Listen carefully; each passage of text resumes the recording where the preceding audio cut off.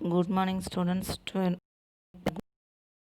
Going to about chapter 5, chapter 7, unit 5, dynamic HTML.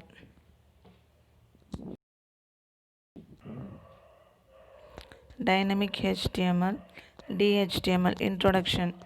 DHTML or dynamic HTML is a technique of dynamically changing the content of the HTML code. DHTML make it possible to react to the user action. The image can be animated when the user moves. We can hide text and image from a given period of time. DHTML is a combination of three technologies: client-side scripting, JavaScript, VBScript, cascading style sheet, and document object model. Content of dynamic web pages are animation, audio, video files, page transition, automatic refresh and forward, changing text, moving, scrolling, blinking, visual changes in text, image, color in response to the user action. Automatically generates HTML, automatically generate data and form processing. DHTML. DHTML உடைய short form expansion dynamic HTML. Dynamic ஹெச்டிஎம்எல்ன்ற அந்த technique எதுக்கு use பண்ணுறாங்கன்னா, நம்ம design பண்ணக்கூடிய இதுவரையில் நம்ம பார்த்த ஹெச்டிஎம்எல் டேக்லாம் என்ன பண்ணும், நம்ம என்ன கோடிங் கொடுத்துருக்கோமோ அதை அப்படியே அவுட்புட் டிஸ்பிளே ஆகும். அதில் யூசர் இன்ட்ராக்ஷன்ஸ் எதுவுமே இருக்காது. ஸ்கிரிப்ட், ஜாவா ஸ்கிரிப்ட், ஃபார்ம்ஸ் அதில் மட்டும்தான் யூசர் இன்ட்ராக்ஷன் இருக்கும். இந்த மாதிரி யூசர் இன்ட்ராக்ட் பண்ணுறதுக்கு இந்த டைனமிக் HTML பேஜஸை யூஸ் பண்ணுறோம். அடுத்து இதில் இருக்கக்கூடிய இமேஜை அனிமேட் பண்ண வைக்க முடியும், மூவ் பண்ண வைக்க முடியும். அடுத்து இதில் இருக்கக்கூடிய டெக்ஸ்ட்டு ஒரு குறிப்பிட்ட டைமுக்கு பிளிங்க் ஆகிற மாதிரி எஃபெக்ட்ஸ்லாம் இந்த டைனமிக் HTML பேஜஸில் ப்ரொவைட் பண்ண முடியும். இந்த டைனமிக் HTMLல மூணு டெக்னாலஜி யூஸ் பண்ணுறாங்க. என்னெல்லாம்? Client side scripting, cascading style sheet, document object model. Client side scripting சொல்லும்போது HTML டேக்கில் ஸ்கிரிப்ட் லாங்குவேஜ் யூஸ் பண்ணுறீங்களா, ஜாவா ஸ்கிரிப்ட் அல்லது VB ஸ்கிரிப்ட் யூஸ் பண்ணி யூசர் சைட்லேருந்து எழுதக்கூடியதாக தான் கிளைண்ட் சைட் ஸ்கிரிப்டிங் சொல்கிறோம். அடுத்து கேஸ்கடிங் ஸ்டைல் ஷீட்டும் இதே மாதிரி தான். வெப் பேஜஸை டிசைன் பண்ணுறதுக்கான அந்த கோடு தான் கேஸ்கடிங் ஸ்டைல் ஷீட். அடுத்து டாக்குமெண்ட் ஆப்ஜெக்ட் மாடல். இது எல்லாத்தையுமே வச்சு தான் என்ன பண்ணுறோம், இந்த டைனமிக் HTML பேஜை க்ரியேட் பண்ணுறோம்.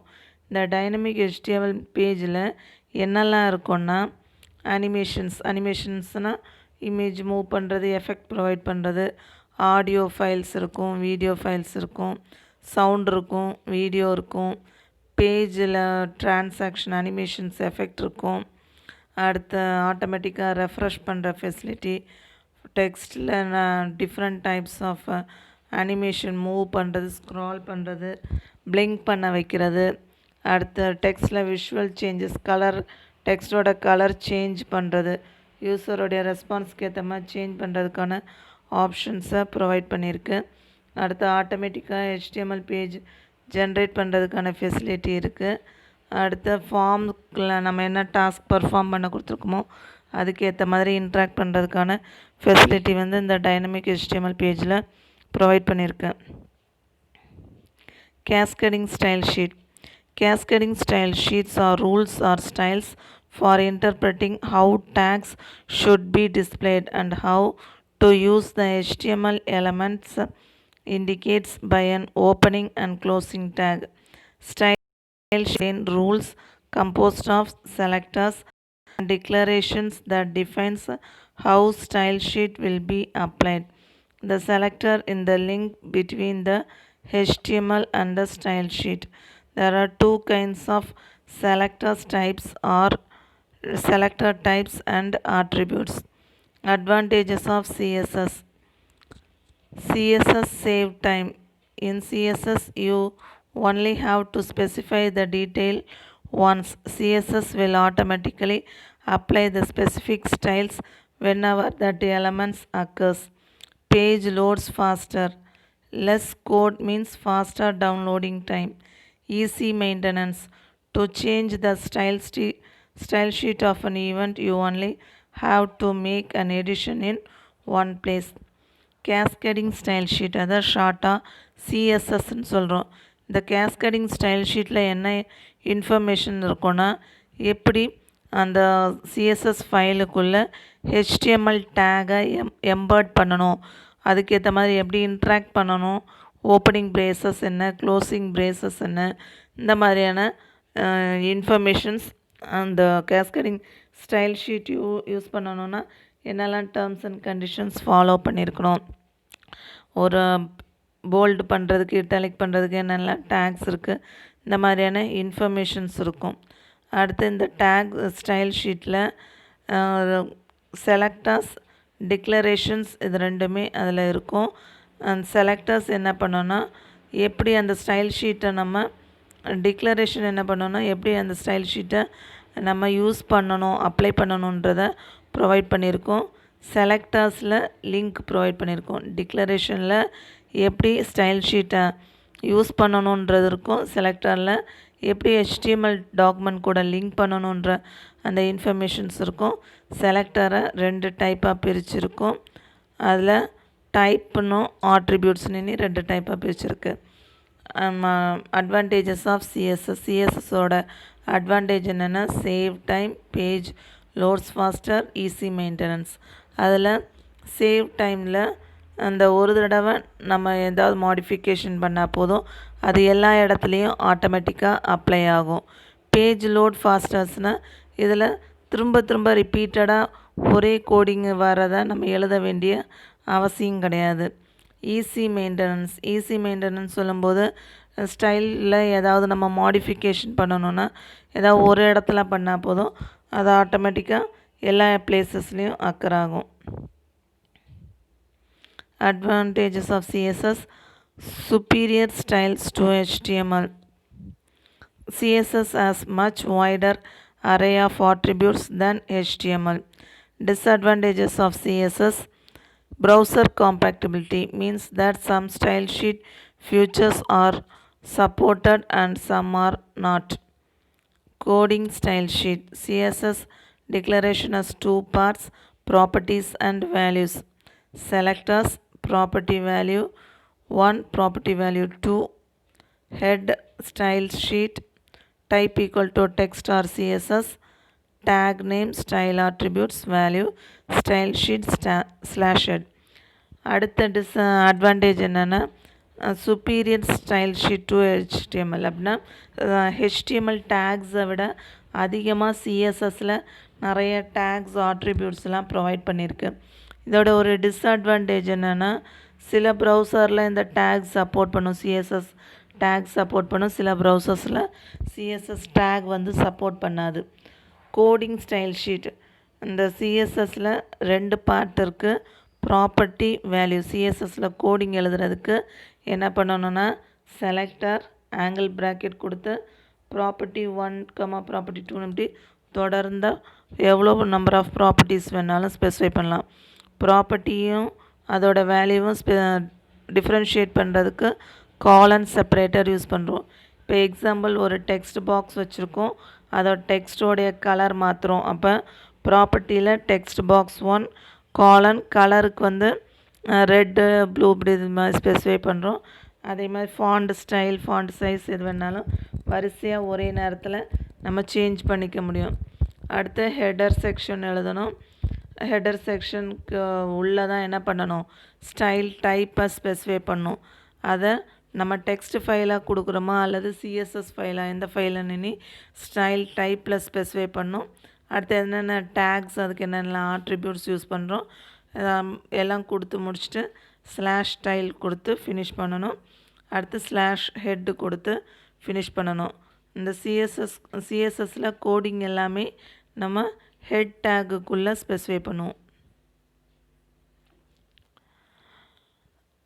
coding CSS HTML head title my first page title style h1 style slash head. Properties of tags. Each HTML tags has some property associated with to do. Determines how the browser will render something. A property that controls the color that the browser uses when displaying h2 heading property uses by using an inline style sheet h2 color equal to red this heading slash h2 ஒரு CSS file அந்த எழுதுறதுக்கு example program வந்து HTML take எழுதுகிறோம். Head take title முடிஞ்சு ஸ்டைலில் இங்கே என்ன கொடுத்துருக்கோன்னா h1 take use பண்ணியிருக்கோம். h1 டேக் என்ன பண்ணோம், h1 ஸ்லாஷ் h1க்கு இடையில என்ன கொடுத்துருக்கோமோ அந்த டெக்ஸ்ட் மெசேஜை அந்த பெரிய சைஸில் டிஸ்பிளே பண்ணும். HTML இங்கே என்ன கொடுத்துருக்கோன்னா இந்த ஹெச் மேலே உள்ள கோடிங்கில் h2க்கு பதில் h1ன்னு எண்ணி கொடுத்துருக்கேன். அது h1 h2.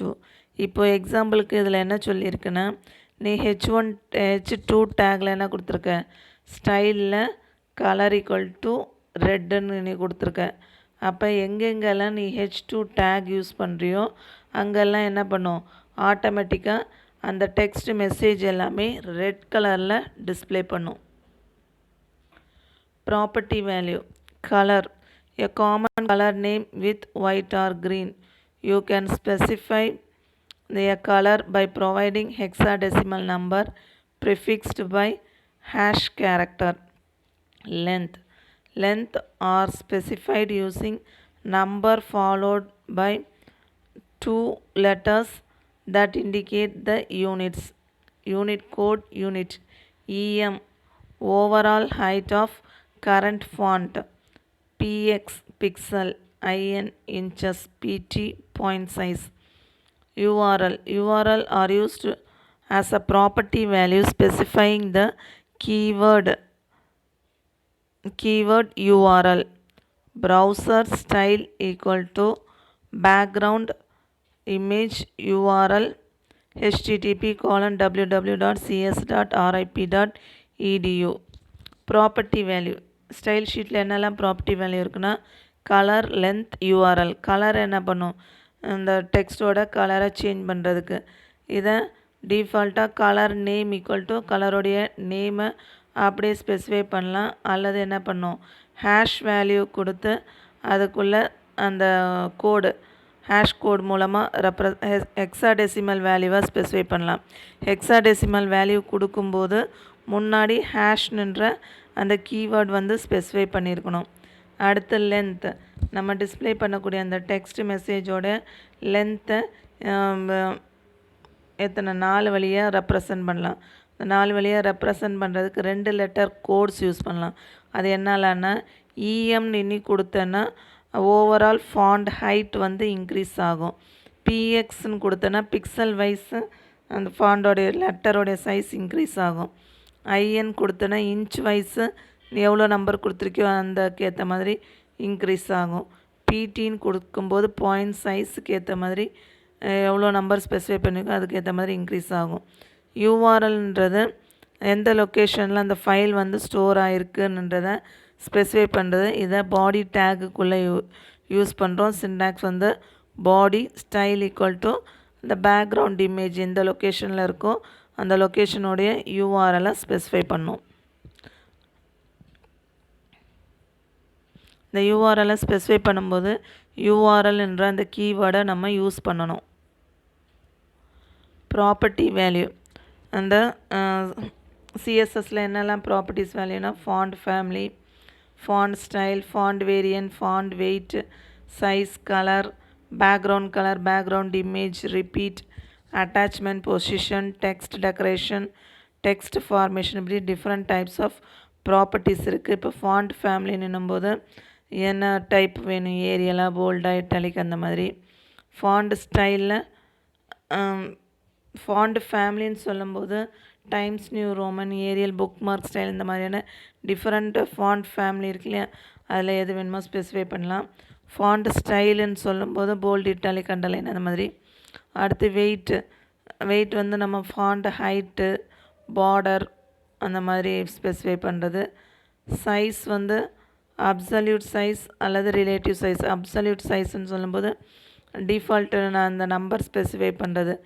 ப்ளஸ் வச்சும் யூஸ் பண்ணிக்கலாம், மைனஸ் சைன் யூஸ் பண்ணி சைஸோ ஸ்பெசிஃபை பண்ணிக்கலாம். கலருன்றது டெக்ஸ்ட்டோட கலரை ஸ்பெசிஃபை பண்ணும். அந்த பேக்ரவுண்ட் கலரில் ஸ்க்ரீன் டிஃபால்ட்டாக ஒயிட் கலரில் இருக்கிறது என்ன கலரில் சேஞ்ச் ஆகணுன்றதை ஸ்பெசிஃபை பண்ணும். அடுத்து டிரான்ஸ்பேரண்ட்டுன்னு கொடுக்கும்போது ஸ்க்ரீன் பிளாங்காக ஒயிட்டாக தெரியும். பேக்ரவுண்ட் இமேஜ் டெக்ஸ்ட்டுக்கு பின்னாடியே செட் பண்ணுறது. பேக்ரவுண்ட் ரிப்பீட் திரும்ப அதே பேஜை அந்த பேக்ரவுண்டு இமேஜை வர வைக்கிறதுக்கு. ஃபைல் அட்டாச்மெண்ட் கொடுக்குறது, ஸ்க்ரால் பண்ணவோ அல்லது ரிப்பீட்டடாக அந்த ஃபைல் வரணுமா இல்லை ஃபிக்ஸடாக அப்படியே இருந்தால் போதுமா, இந்த மாதிரி டிஃப்ரெண்ட் ப்ராப்பர்ட்டிஸ் வந்து இதில் ப்ரொவைட் பண்ணியிருக்கு. அதில் எதை வேணுமோ நம்ம யூஸ் பண்ணிக்கலாம். டெக்ஸ்ட் ஃபார்மேஷனில் கேபிட்டல் லெட்டரில் வேணுமா, அப்பர் கேஸில் வேணுமா, லோவர் கேஸில் வேணுமான்றதை ஸ்பெசிஃபை பண்ணும்.